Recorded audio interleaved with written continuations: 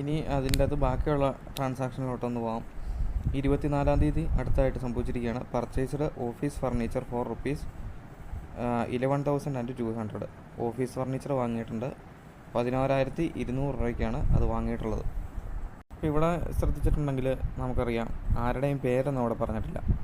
അപ്പം നമ്മളൊരു ക്രെഡിറ്റിലാണ് വാങ്ങിക്കുന്നതെങ്കിൽ ആരുടെയെങ്കിലും പേരവിടെ പറഞ്ഞിട്ടുണ്ടാവും. അപ്പം നമുക്കിത് മനസ്സിലാക്കാം, ഇത് ക്യാഷ് കൊടുത്തിട്ട് വാങ്ങിച്ചിട്ടുള്ളതാണെന്ന് നമുക്ക് മനസ്സിലാക്കാനായിട്ട് സാധിക്കും. Purchased office furniture for rupees 11,200 from Priya എന്നോ അല്ലെങ്കിൽ ഇതിൻ്റെ അകത്ത് പറഞ്ഞിരിക്കുന്ന മനീഷ എന്നോ അങ്ങനെ ആരുടെയും പേര് പറയുകയാണെങ്കിൽ അത് ക്രെഡിറ്റിൽ വാങ്ങിയതാണെന്ന് നമുക്ക് അനുമാനിക്കാം.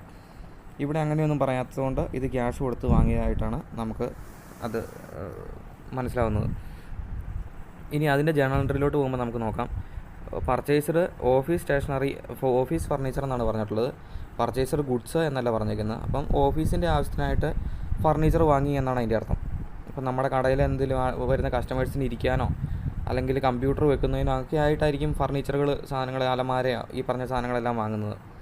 അല്ലെങ്കിൽ ഗുഡ്സ് അടുക്കി വെക്കുന്നതിനായിട്ടോ ഉള്ള ഷെൽഫോ, ഇതൊക്കെ ആയിരിക്കും ഈ ഫർണിച്ചർ എന്നുകൊണ്ട് ഉദ്ദേശിക്കുന്നത്. അപ്പോൾ ഇതൊരിക്കലും ഗുഡ്സ് അല്ല പർച്ചേസ് ചെയ്തേക്കുന്നത്, ഫർണിച്ചറാണ്. ഫർണിച്ചർ എന്ന് പറഞ്ഞാൽ നമുക്കറിയാം അസറ്റാണ്. അപ്പം നമ്മുടെ കമ്പനിയിലോട്ട് ഒരു അസറ്റിൻ്റെ വാല്യൂ അവിടെ ഇൻക്രീസ് ആയിരിക്കുകയാണ്. Increase in the value of അസറ്റിനെ നമ്മൾ ഡെബിറ്റാണ് ചെയ്യുന്നത്. അതുകൊണ്ട് നമ്മൾ ഫർണിച്ചർ അക്കൗണ്ട് ഡെബിറ്റ് ചെയ്തു. 11,200 ഡെബിറ്റ് എമൗണ്ട് കുളത്തിൽ എഴുതി. ഇപ്പോൾ ഫർണിച്ചർ മേടിച്ചതിന് നമ്മൾ കൊടുത്തത് പൈസയാണ്, ക്യാഷാണ്. ക്യാഷ് എന്ന് പറയുന്നത് ഒരു അസറ്റ് തന്നെയാണ്. അപ്പം ക്യാഷ് കൊടുത്തുകൊണ്ട് അവിടെ അസറ്റിൻ്റെ വാല്യൂ കുറയുകയാണ് ചെയ്യുന്നുള്ളത്. അതുകൊണ്ട് നമ്മൾ ക്യാഷിനെ ഇവിടെ ക്രെഡിറ്റ് ആണ് ചെയ്തിരിക്കുന്നത്. ടു ക്യാഷ് അക്കൗണ്ട് 11,200 എന്ന് എഴുതി. നരേഷനായിട്ട് പർച്ചേസ് ഓഫ് ഓഫീസ് ഫർണിച്ചർ എന്ന് നമ്മൾ ബ്രാക്കറ്റിൽ നമ്മൾ എഴുതുകയാണ് ചെയ്തിട്ടുള്ളത്. അപ്പം ഓഫീസ് ഫർണിച്ചർ വാങ്ങി, ഫർണിച്ചർ എന്ന് പറഞ്ഞ അസറ്റാണ്, increase in the value of asset debit ചെയ്തു. പകരം ക്യാഷ് കൊടുത്തു. അതുകൊണ്ട് ക്യാഷ് എന്ന് പറയുന്ന അസറ്റാണ്, decrease in the value of asset നമ്മൾ ക്രെഡിറ്റ് ആണ് ചെയ്തിട്ടുള്ളത്. ഇനി അടുത്തായിട്ട് അവിടെ പറഞ്ഞിരിക്കുകയാണ് cash withdrawn for household purpose. വീട്ടാവശ്യത്തിനായിട്ട് പൈസ എടുത്തുകൊണ്ട് പോയി, ഓണർ പൈസ എടുത്തുകൊണ്ട് പോയി. അതിന് നമ്മൾ വിളിക്കുന്ന പേരാണ് ഡ്രോവിങ്സ്. ഓണർ തൻ്റെ വ്യക്തിപരമായ ആവശ്യത്തിനായിട്ട് പൈസ പിൻവലിച്ചുകൊണ്ട് പോകുന്നതിന് നമ്മൾ വിളിക്കുന്ന പേരാണ് ഡ്രോവിങ്സ്. അപ്പോൾ അവിടെ ഓണർ വീട്ടാവശ്യത്തിനായിട്ട് പൈസ എടുത്തുകൊണ്ട് പോയിട്ടുണ്ട്, അതിൻ്റെ പേരാണ് ഡ്രോവിങ്സ്. നമുക്കറിയാം ബിസിനസ്സിൻ്റെ പൈസ നമുക്ക് നഷ്ടപ്പെടുകയാണെങ്കിൽ അത് നമുക്ക് എക്സ്പെൻസ് അല്ലെങ്കിൽ ലോസ് ആണ്, നഷ്ടമാണത്. ഒന്നെങ്കിൽ എക്സ്പെൻസ് ആണ് അല്ലെങ്കിൽ അത് ലോസ് ആണ്. അപ്പോൾ അവിടെ ഒരു എക്സ്പെൻസ് സംഭവിച്ചിരിക്കുകയാണ് അല്ലെങ്കിൽ ലോസ് സംഭവിച്ചിരിക്കുകയാണ്. എന്ത് എക്സ്പെൻസാണ് വന്നിരിക്കുന്നത്? ഡ്രോവിങ്സ് എന്ന് പറഞ്ഞൊരു എക്സ്പെൻസ് അവിടെ വന്നിട്ടുണ്ട്, അല്ലെങ്കിൽ ഒരു നഷ്ടം അവിടെ വന്നിട്ടുണ്ട് കമ്പനിക്ക്. കാരണം കമ്പനിയുടെ പൈസ ഓണർ തൻ്റെ വീട്ടാവശ്യത്തിനായിട്ട് എടുത്തുകൊണ്ട് പോയിരിക്കുകയാണ്.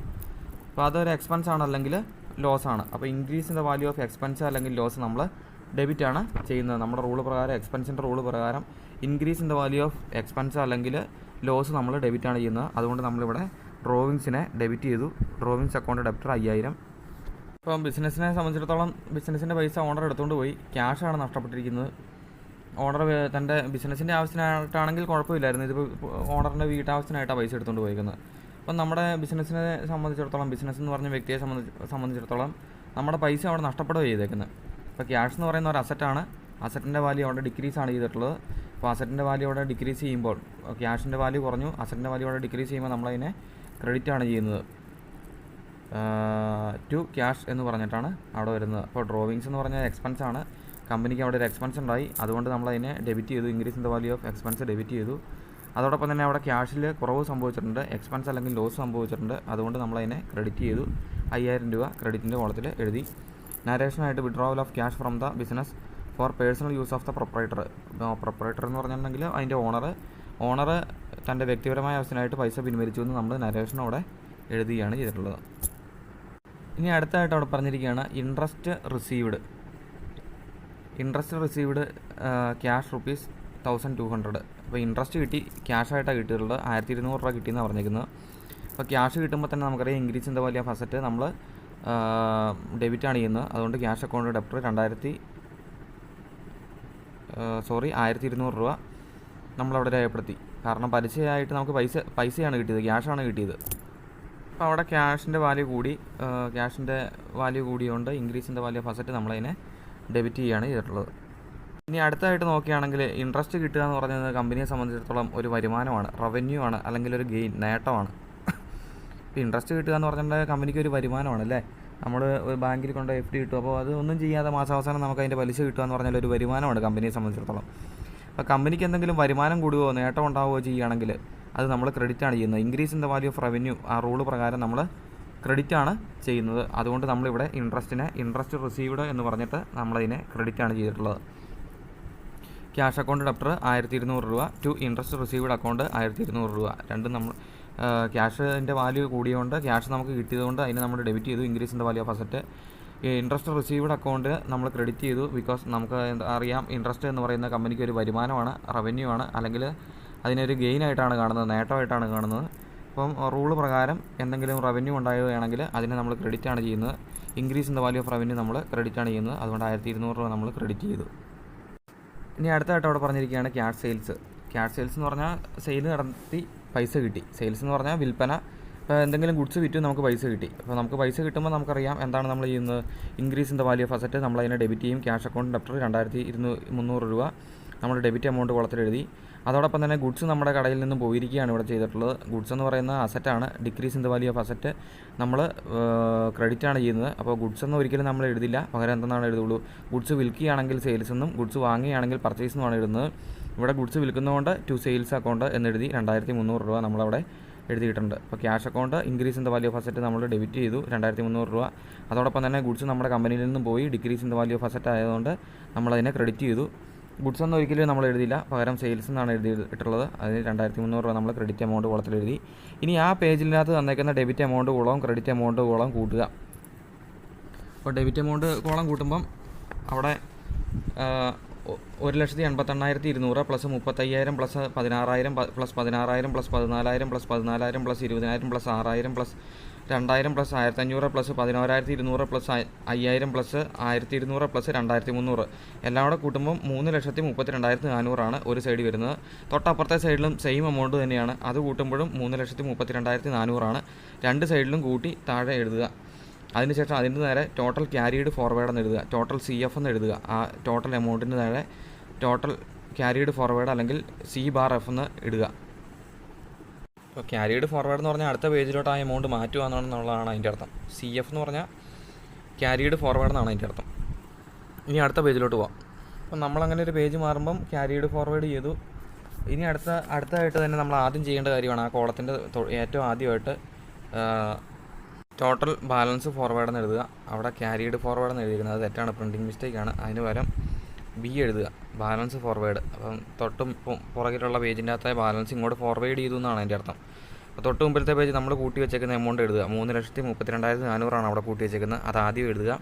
രണ്ട് കോളത്തിലും 3,32,400 എഴുതുക. ഇനി അടുത്ത ട്രാൻസാക്ഷനിലോട്ട് പോയിട്ടുണ്ടെങ്കിൽ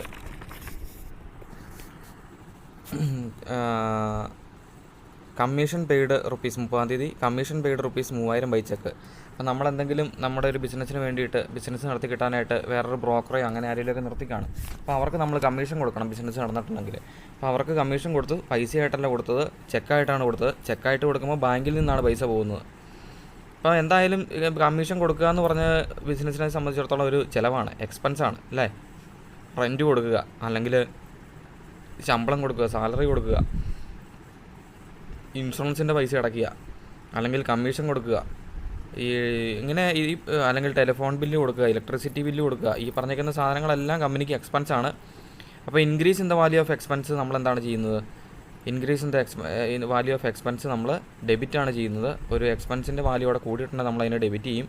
അതുകൊണ്ട് കമ്മീഷൻ അക്കൗണ്ടിനെ നമ്മൾ ഡെബിറ്റ് ചെയ്തു 3,000 രൂപ. അതുപോലെ തന്നെ നമ്മുടെ ബാങ്കിൽ നിന്നാണ് പൈസ പോയിട്ടുള്ളത്, ചെക്കാണ് അവിടെ കൊടുത്തിട്ടുള്ളത്. അപ്പോൾ ബാങ്കിൽ നിന്ന് പൈസ പോകുമ്പോൾ ഓട്ടോമാറ്റിക്കായിട്ട് അസറ്റാണ് ബാങ്ക് എന്ന് പറയുന്നത്. Decrease in the value of അസറ്റാണ്. അതുകൊണ്ട് ബാങ്കിനെ നമ്മളിവിടെ ക്രെഡിറ്റാണ് ചെയ്യുന്നത്. ടു ബാങ്ക് അക്കൗണ്ട് 3,000 രൂപ. അപ്പോൾ commission account debtor 3,000 to bank account 3,000. അപ്പോൾ ബ്രാക്കറ്റിൽ എഴുതുക കമ്മീഷൻ പെയ്ഡ് ബൈ ചെക്ക്. അപ്പോൾ കമ്മീഷൻ ചെക്ക് വഴിയായിട്ട് അടച്ചു എന്നുള്ള കാര്യം ബ്രാക്കറ്റിൽ നമ്മൾ എഴുതാനായിട്ട് ശ്രദ്ധിക്കുക. ഇനി അടുത്ത ട്രാൻസാക്ഷനിലോട്ട് പോയിട്ടുണ്ടെങ്കിൽ telephone bill paid by cheque. 30-ാം തീയതി തന്നെ ടെലിഫോൺ ബില്ല് ചെക്ക് കൊടുത്ത് അടച്ചു എന്നാണ് പറഞ്ഞിട്ടുള്ളത്. ഫോൺ ബില്ല് അടയ്ക്കുക എന്ന് പറഞ്ഞാൽ ഒരു എക്സ്പെൻസാണത്. അപ്പോൾ increase in the value of expense ആണ് അവിടെ സംഭവിച്ചിട്ടുള്ളത്. എക്സ്പെൻസിൻ്റെ ചിലവിൻ്റെ വാല്യൂ അവിടെ കൂടി. അതുകൊണ്ട് ടെലിഫോൺ ബിൽ എന്ന് എഴുതിയാൽ മതി. അല്ലെങ്കിൽ ടെലിഫോൺ എക്സ്പെൻസ് എന്ന് എഴുതിയാലും തെറ്റൊന്നുമില്ല. ടെലിഫോൺ ബില്ലോ അല്ലെങ്കിൽ ടെലിഫോൺ എക്സ്പെൻസ് അക്കൗണ്ട് എന്ന് എഴുതുക. ഡെബിറ്റ് ചെയ്ത് 2,000 രൂപ ഡെബിറ്റ് അക്കൗണ്ടിൽ എഴുതുക. അപ്പോൾ അത് ചെക്ക് വഴിയായിട്ടാണ് കൊടുത്തേക്കുന്നതെന്നാണ് പറഞ്ഞിട്ടുള്ളത്. Telephone bill paid by cheque 2000 പറഞ്ഞിരിക്കുന്നത്. അപ്പോൾ ചെക്ക് എന്ന് പറഞ്ഞാൽ ബാങ്കിൽ നിന്നാണ് പൈസ പോകുള്ളൂ. അപ്പോൾ ടു ക്യാഷ് അല്ല അവിടെ വരുന്നത്, ടു ബാങ്കാണ് വരുന്നത്. ടു ബാങ്ക് എന്ന് എഴുതിയിട്ട് 2000 രൂപ ക്രെഡിറ്റ് എമൗണ്ട് കൊടുത്തിട്ട് എഴുതുക. അതവിടെ ചെറിയൊരു മിസ്റ്റേക്കാണ് അത് വന്നിരിക്കുന്നത്. ക്യാഷ് എന്നുള്ള അവിടെ വെട്ടിയിട്ട് അവിടെ ബാങ്കിൽ നിന്ന് എഴുതുക. Telephone expense account debtor to bank account 2000 രൂപ എന്നാണ് അവിടെ വരുന്നത്. കാരണം ചെക്ക് വഴിയായിട്ട് നമ്മൾ എന്ത് കൊടുത്താലും അത് ബാങ്കിൽ നിന്നാണ് അവിടുത്തെ പൈസ പോകുന്നത്. അതുകൊണ്ട് അവിടെ ക്യാഷിന് പകരം ഇപ്പം നമ്മൾ telephone bill paid by cash എന്നാണ് ആയിരുന്നെങ്കിൽ ഈ പറഞ്ഞേക്കുന്നത് ശരിയാണ്, telephone expense account debtor to cash എന്ന് വന്നേനെ. ഇവിടെ ബാങ്കിൽ നിന്നാണ് കൊടുത്തേക്കുന്നതുകൊണ്ട് telephone expense account debtor to bank എന്നാണ് വരിക. 2000 രൂപയാണ് അവിടെ രേഖപ്പെടുത്തേണ്ടത്. അടുത്തത് last one, payment of salaries in cash. ശമ്പളം കൊടുത്തു, ക്യാഷായിട്ടാണ് ശമ്പളം കൊടുത്തിട്ടുള്ളത്, എക്സ്പെൻസാണ്. ശമ്പളം കൊടുക്കുക എന്ന് പറഞ്ഞാൽ കമ്പനിയെ സംബന്ധിച്ചിടത്തോളം അതൊരു എക്സ്പെൻസാണ്. Increase in the value of expense നമ്മൾ ഡെബിറ്റ് ചെയ്തു. ഇപ്പോൾ 3 അങ്ങനെ വന്നേക്കുന്നത്, കമ്മീഷൻ, ടെലിഫോൺ എക്സ്പെൻസ്, സാലറി, 3 ചിലവാണ്. അപ്പം ചിലവ് കൂടുമ്പോൾ നമ്മൾ അതിനെ ഡെബിറ്റാണ് ചെയ്യത്തുള്ളൂ. അപ്പോൾ കമ്മീഷൻ നമ്മൾ ഡെബിറ്റ് ചെയ്തു, ടെലിഫോൺ എക്സ്പെൻസിനെ നമ്മൾ ഡെബിറ്റ് ചെയ്തു, സാലറിനെ നമ്മൾ ഡെബിറ്റ് ചെയ്യാൻ പോകുന്നത്. ഇപ്പോൾ increase in the value of expense നമ്മൾ ഡെബിറ്റാണ് ചെയ്യുന്നത്. സാലറി അക്കൗണ്ട് ഡെപ്റ്റർ 12000 രൂപ നമ്മൾ ഡെബിറ്റ് സൈഡിൽ എഴുതി. അതോടൊപ്പം തന്നെ സാലറി കൊടുത്തത് ബാങ്ക് വഴിയായിട്ടല്ല കൊടുത്തേക്കുന്നത്, ക്യാഷാണ് കൊടുത്തിട്ടുള്ളത്. ക്യാഷ് എന്ന് പറയുന്ന അസറ്റാണ്. Decrease in the value of asset നമ്മൾ ക്രെഡിറ്റ് ആണ് ചെയ്യുന്നത്. അതുകൊണ്ട് ക്യാഷ് അക്കൗണ്ടിനെ നമ്മൾ ക്രെഡിറ്റ് ചെയ്തു, 12000 രൂപ ക്രെഡിറ്റ് എമൗണ്ട് കൊടുത്തിട്ട് എഴുതി. ഇനി 2 കോളം ടോട്ടൽ ചെയ്യുക. ഡെബിറ്റ് എമൗണ്ട് കോളം ടോട്ടൽ ചെയ്യുക, ക്രെഡിറ്റ് എമൗണ്ട് കോളം ടോട്ടൽ ചെയ്യുക. 2 സൈഡും ടോട്ടൽ ചെയ്തിട്ടുണ്ടെങ്കിൽ 3,32,400 പ്ലസ് 3000 പ്ലസ് 2000 പ്ലസ് 12000 എല്ലാം കൂടെ കൂട്ടിയാൽ 3,49,400 കിട്ടുക. ഇങ്ങനെ സൈഡും ക്രെഡിറ്റിൻ്റെ സൈഡും അങ്ങനെ തന്നെയാണ് ചെയ്ത് നോക്കിയിട്ടുണ്ടെങ്കിൽ 3,49,400 എഴുതിയിട്ട് ആ 2 കോളവും 2 ഡബിൾ ലൈൻ ചെയ്യുക. ഈ ഡബിൾ ലൈൻ എന്ന് പറഞ്ഞാൽ എമൗണ്ട് എഴുതിയിട്ട് അതിൻ്റെ താഴെ 2 ലൈൻ ഇടുക എന്നുള്ളതാണ്. നമ്മൾ ഈ ഉത്തരമൊക്കെ എടുത്തിട്ട് 2 ലൈൻ ഇടിയല്ലേ, അത് സ്കെയിലും കൊണ്ട് വൃത്തിയായിട്ട് വേണം നമ്മൾ ചെയ്യാനായിട്ട്. അപ്പോൾ ഇത്രയാണ് ഈ ഇല്ലസ്ട്രേഷൻ നമ്പർ 2 നമ്മൾ ചെയ്യുന്നത്. ഒന്ന് തന്നെ ഒന്ന് ചെയ്ത് മനസ്സിലാക്കിയതിന് ശേഷം തന്നെ ഒന്ന് ചെയ്ത് നോക്കുക അത്.